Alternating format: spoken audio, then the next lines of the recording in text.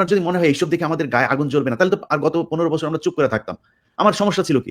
আমি 2014 সালের 5 জানুয়ারি নির্বাচনে যদি শেখ হাসিনার সাথে এই গ্যাঞ্জামে না যাইতাম, যদি এই নির্বাচনের দিন অন্য আমার তো ডিজিএফআই নিয়ে গিয়ে তার বলেছে যে প্রথম যখন ফোন করেছে সকাল 9টায় লাইভ করি, 11টায় ফোন করেছে আবার।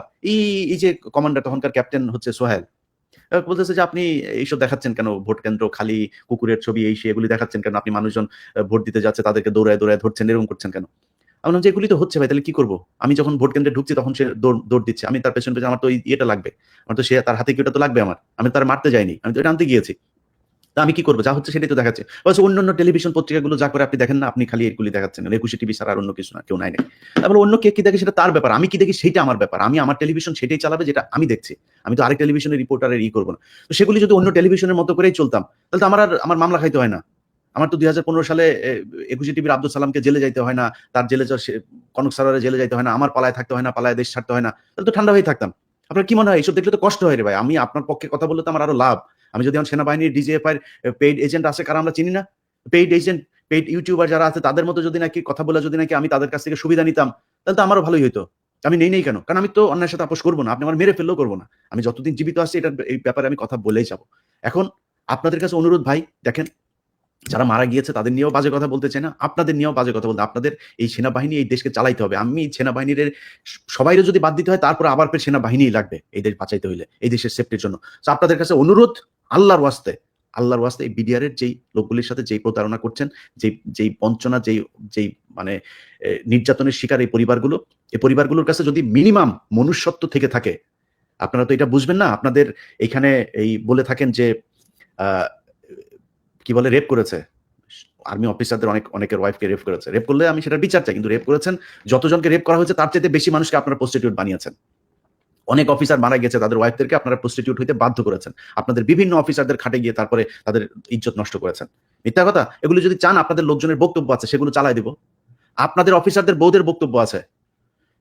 এই যে এখন পর্যন্ত আপনার মুজিবের বউয়ের কত টাকা আছে সেটা খোঁজ নেন যায়, যাকে আমরা শহীদ বলি কর্নেল মুজিব, ওর বউয়ের কত টাকা আছে, টাকা কই পাইলো, এই সুবিধা কই পাইলেন আপনি? পিলখানা হত্যাকাণ্ডের যারা অফিসার মারা গিয়েছিল তাদের পরিবার কোথায়?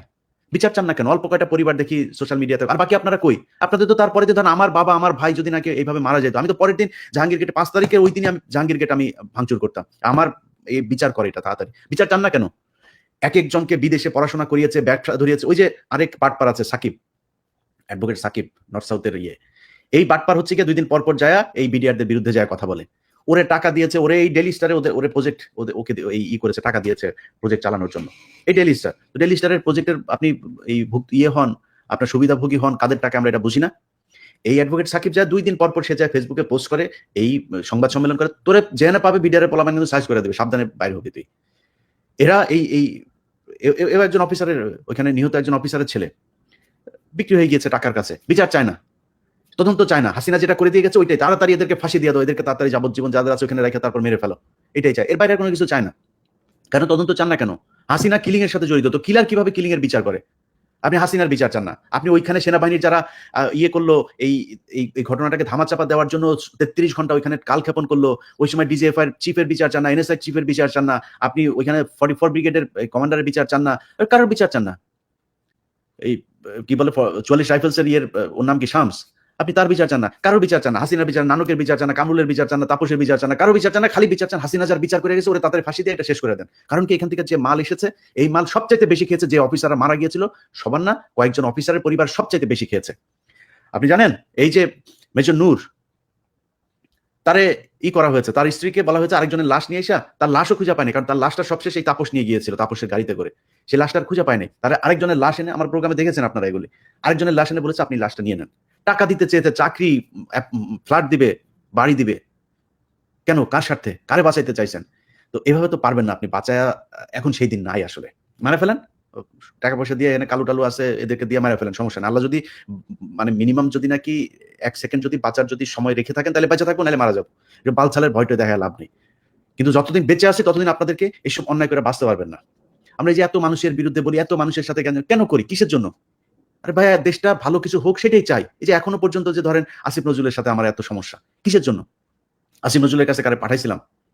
কাউকে পাঠাইছিলাম যে ভাই আমার এটা একটু দেখেন, আমার এটা একটু তদবির করেছিলাম নাকি কোনোদিন।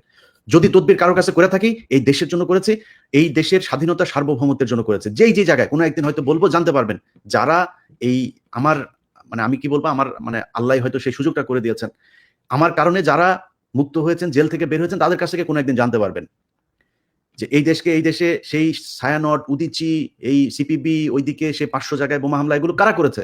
এগুলো ভারতীয় রয়ের কাজ। যারা করেছে সেই জেএমবি থেকে শুরু করে যারা আছে তাদেরকে নিয়ে ফাঁসি দেন। এর বাইরে যারা আছে, যাদেরকে আপনি ধরে নিয়ে নামাজ পড়ে, ফজরের নামাজ পড়ে, মানুষকে আল্লাহর কথা বলেন, কোরআনের কথা বলেন, টাকনুর উপর কাপড় পরেন, দাড়ি রাখেন, কপালে দাগ আছে, এই জন্য যাদেরকে ধরেছেন, তারা তো এগুলোর সাথে জড়িত না। কই আজকে 8 মাস হলো কোনো জঙ্গি হামলা তো দেশে নাই, হয় না কেন? যদি জঙ্গি হামলা আবার হয়, যদি হয়, তাহলে মনে করবেন আবার তাদের লোক করছে। কিছু লোকের ব্যাপারে বলে রাখি, এই যে সিটিটিসির প্রধান আছেন মাসুদ করিম, এটা হলো এই আওয়ামী জঙ্গিবাদের সাথে জড়িত।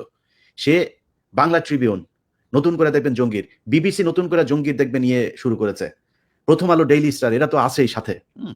2 দিন আগে প্রথম আলো নিউজ করেছে হাত পায়ে বেঁধে কেরোসিন ঢেলে দেওয়া হয় ওই যে মাদ্রাসার সিরাজউদ্দৌলা নুসরাত হত্যাকাণ্ড ফেনীতে। কই পাইলেন এই খবর? আপনি রায় দিয়ে দিলেন, তাদের আপিল তো এখনো বাকি আছে, তাদের সব শুনানি শেষ নাকি? ফাঁসির রায় কার্যকর হয়ে গেছে? আপনি পত্রিকা বললেন কেমনে?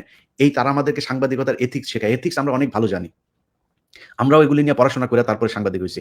কিন্তু তাদের কাছে তাদের প্রয়োজন যখন হয়, তখন তারা এথিক্সের বাইরে যায়, রাজনীতি করে। আমরা যদি কারো ফেসবুক আপনার ফোন রেকর্ড যদি ফাঁস করি, এটাকে হচ্ছে গিয়ে ব্যক্তিগত ইয়েতে আপনার স্বাধীনতা হস্তক্ষেপ। আর উনারা যখন করেন তখন এটার সমস্যা হয় না। উনারা একজন মানুষকে ফাঁসি দিয়ে দিচ্ছেন মিথ্যা কথা বলে, সে নাকি অমুকের মেয়েকে নিয়ে রাজা কি বলে পাকিস্তানিদের ক্যাম্পে নিয়ে দিয়ে এসেছেন, এটা বলে ফাঁসি দিয়ে দিচ্ছেন মানুষকে। ওইটা ব্যক্তি স্বাধীনতা হস্তক্ষেপ না, ওইটা ব্যক্তি আক্রমণ হয় নাই। ওনাদের নিয়ে যখন কিছু বলবেন, তখন ওনারা খুব সুশীল হয়ে যায়, খুব সুশীল সেজে তারপরে ব্যক্তি স্বাধীনতার কথা বলবে, সুন্দর কথা বলবে। তো আমরা এগুলি নিয়ম জানি। ওনারা ওনাদের সুবিধার সময় এথিক্স শেখায়, আবার ওনাদের যখন দরকার হয় তখন এথিক্স ভঙ্গও করে। নিউজ করে ফেলেন বড় করে শিরোনাম দিয়া, ফেনীর একজনকেও ফাঁসি দেওয়া যাবে না। বনজের কাছ থেকে যত টাকাই খান, ইন্ডিয়ার কাছ থেকে যত টাকাই খান, ফেনীর একজনকেও ফাঁসি দেওয়া যাবে না। কারণ ফেনীর ঘটনায় যাদেরকে জড়ানো হয়েছে, এই ঘটনার পুরো তদন্ত প্রক্রিয়াটাই ত্রুটিপূর্ণ। এটা নিয়ে আগে দেখিয়েছি, আমি এখনো কাজ করছি, এটা 2-4 দিনে বের হবে। ওইটার সাথে যে বিচারক যারা আছেন, এদেরকে বলে রাখি খুব সাবধান।